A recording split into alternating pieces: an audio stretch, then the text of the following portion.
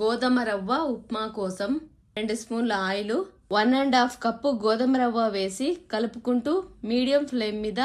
5 minutes వేయించి తీసి 2-3 స్పూన్ల ఆయిల్ వేడవ్వగానే 1 స్పూన్ ఆవాలు, 1 స్పూను ఉద్దిపప్పు, శనగపప్పు వేసి వేగగానే జీడిపప్పు వేసి వేయించి కారానికి సరిపడా కట్ చేసుకున్న 10 పచ్చిమిరపకాయలు, కరివేపాకు, 1 స్పూను జీలకర్ర,